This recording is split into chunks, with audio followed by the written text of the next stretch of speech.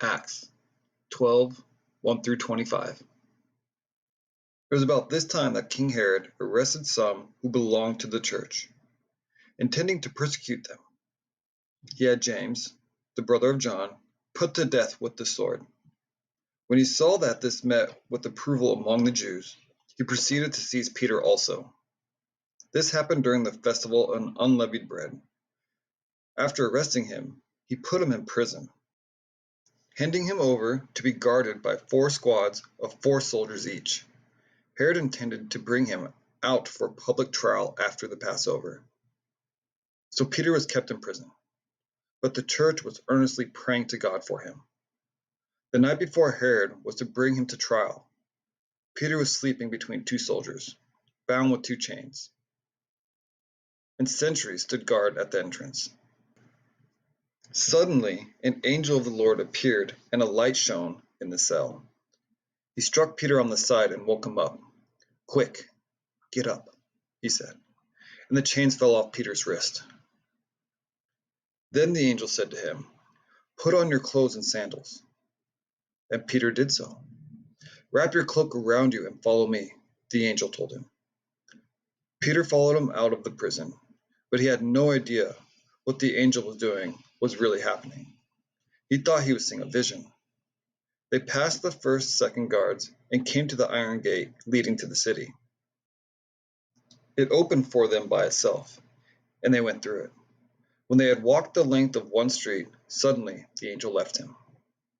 Then Peter came to himself and said, "Now I know without a doubt that the Lord has sent this angel and rescued me from Herod's clutches and from everything the Jewish people were hoping would happen." When this had drawn to him, he went to the house of Mary, the mother of John, also called Mark, where many people had gathered and were praying. Peter knocked at the outer entrance, and a servant named Rhoda came and answered the door.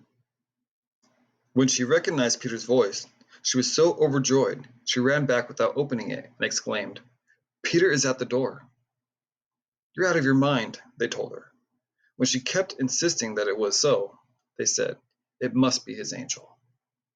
But Peter kept on knocking, and when they opened the door, they saw him. They were astonished.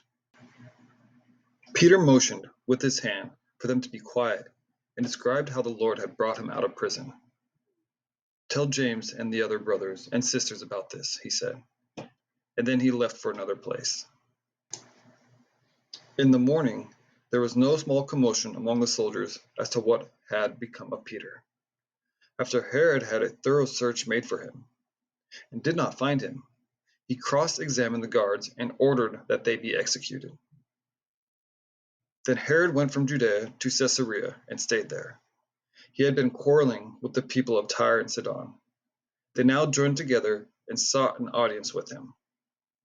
After securing the support of Blastus, a trusted personal servant of the king, they asked for peace, because they depended on the king's country for their food supply.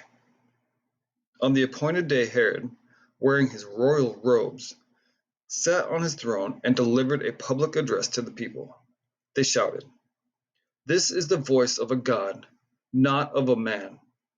Immediately, because Herod did not give praise to God, an angel of the Lord struck him down, and he was eaten by worms and died. But the word of God continued to spread and flourish. When Barnabas and Saul had finished their mission, they returned from Jerusalem, taking with them John, also called Mark.